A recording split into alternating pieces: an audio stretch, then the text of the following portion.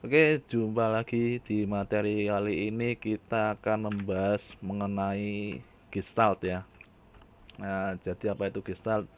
Sebetulnya Gestalt ini sudah pernah kita singgung sedikit-sedikit di materi sebelumnya ya mengenai persepsi ya, khususnya mengenai ambigu.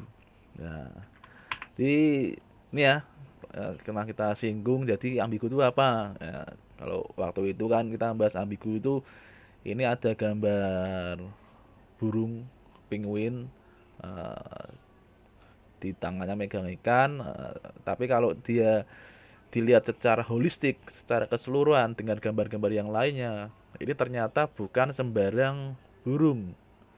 Nah, ini merupakan meskipun gambarnya burung, tapi dia ternyata menginterpretasikan ya suatu bilangan, suatu maksud tertentu. Nah, jadi kalau kita lihat ini ada gambar burung, kemudian ini ada gambar burung penguin ya, ini gambar paus ya, ini ada gambar tentakel gurita, ini ada gambar ikan apa nih, yang ada cucuknya panjang nih. Nah, ini kalau dilihat ini kan gambar angka, kumpulan angka yang ini ya kumpulan angka yang dibuat dari kumpulan binatang-binatang di laut.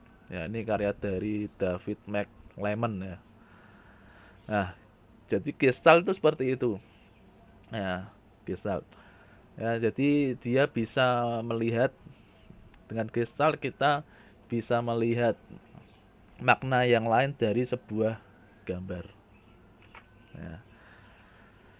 Jadi tadi contohnya ya, jadi definisinya Gestalt adalah gabungan beberapa komponen sehingga membentuk sebuah makna. Nah, jadi tidak bisa berdiri sendiri ya, tidak berdiri bisa sendiri. Ya, seperti ini contohnya. Nah, ini ada gambar kotak hitam. Ya, ini berisi kumpulan huruf. Ya, kalau dilihat ini tidak beraturan ya, tidak beraturan. Nah, tapi kalau kita cermati lagi, ya, masing-masing huruf ini membentuk membentuk kata. Nah, membentuk kata. Nah, yang paling gampang dari sini. Ya. Ini membentuk kata hul. Ya. Di sini juga membentuk kata hul. Nah, ini kalau dilihat per huruf memang enggak tahu maknanya apa, tapi ketika dilihat secara holistik keseluruhan, oh ini maksudnya kata hul keseluruhan. Ya. Jadi Gestalt ini bisa diterapkan dalam pembuatan berbagai karya ya. Nah, misalkan untuk web, untuk layout, gambar desain, poster, bisa terapkan di mana saja bidangnya. Nah, ya, contoh lagi, ya ini adalah karya Giuseppe Arcimboldo. Nah, ini gambar apa nih? Ya, ini kalau dilihat secara satuan, nah ini gambar bawang ya, ini gambar apa? Wortel. Ini apa? Lobak mungkin ya. Nah, ini juga nih. Nah, kol. Nah, dan ini mangkok numplek ya, mangkok terbalik. Ya. Tapi kalau dilihat secara keseluruhan, ini merupakan gambar yang menginterpretasikan makna gambar orang. Nah, kalau saya melihatnya malah ini kayak gambar orang dari Inggris ya. Nah, dari orang Inggris yang jenggotnya panjang, ya bercabang, berkumis, ya brewok. Nah, ini seperti ini ya. Ini juga contoh Gestalt. Nah, ini ada di dalam Gestalt. Bagaimana kok bisa membentuk sebuah Gestalt? Nah, Gestalt itu dibangun dari beberapa konsep.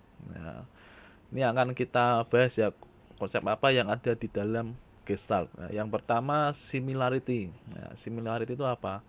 Kesamaan. Kesamaan apa? Seperti ini ya. Nah, ini ada tulisan similarity tapi huruf I-nya nah, dia dipisah. Nah, ketika dipisah supaya berbeda taruh lebih tinggi dari huruf yang lain dan diberi warna yang sama. Ya. Di similarity ini adalah pengelompokan berdasarkan parameter tertentu. Ya. Bisa bentuk, bentuknya sama ya huruf I, terus ukurannya juga sama, warnanya juga sama abu-abu, dan atau juga bisa nilainya juga. Nah, di bawahnya similarity ada gambar kotak abu-abu. Ya, ini kenapa kok diberi abu-abu? Nah, ini meminta atensi, meminta perhatian dari kita. Nah, jadi kalau kita melihat ini, ya bangun ini, yang mata kita pasti tertuju, ya kita detail ini kok ada yang beda nih.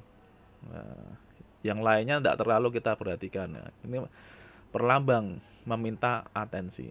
Nah, jadi kalau kita implikasinya kalau kita membuat desain ya, membuat untuk poster atau untuk menawarkan sesuatu kita meminta atensi, ya buatlah dengan warna yang menarik, ya, yang berbeda dari warna backgroundnya. Maka seringkali orang paling gampang membuat warna yang kontras ya, hitam putih ya, misalkan ya. Kemudian ada konsep berikutnya yang namanya proximity ya.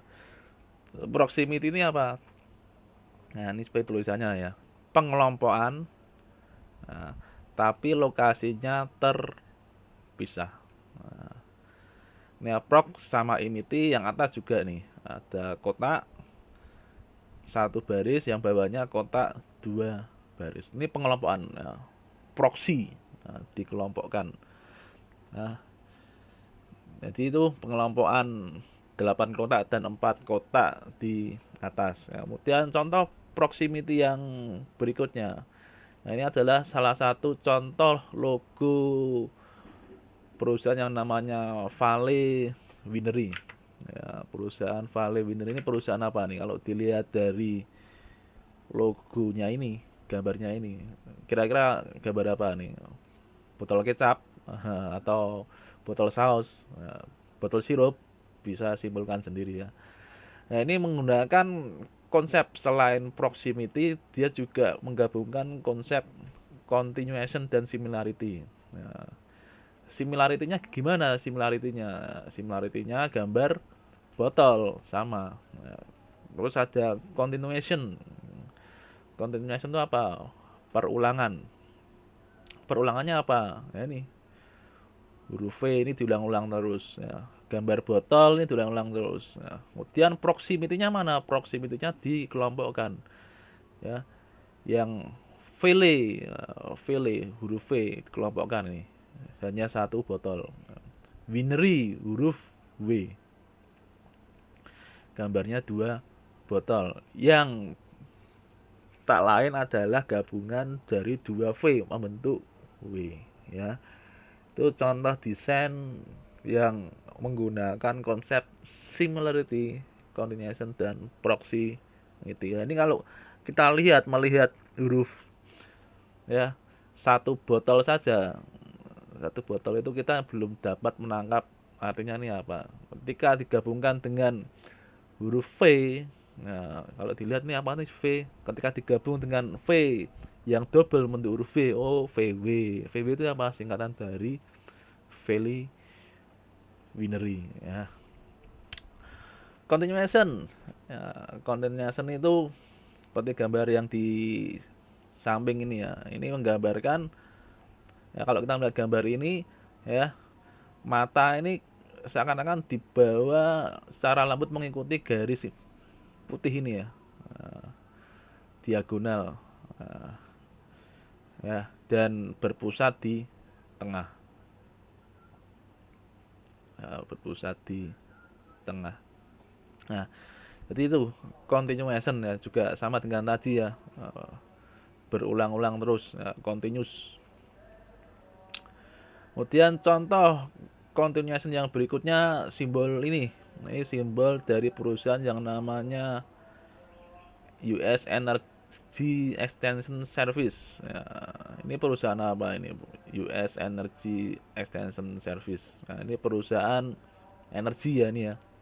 Nah, dia membuat logonya ya, menggunakan prinsip continuation.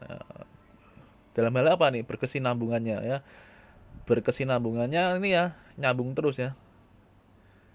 Ya, dari huruf E energi nyambung sampai ke shape panahnya.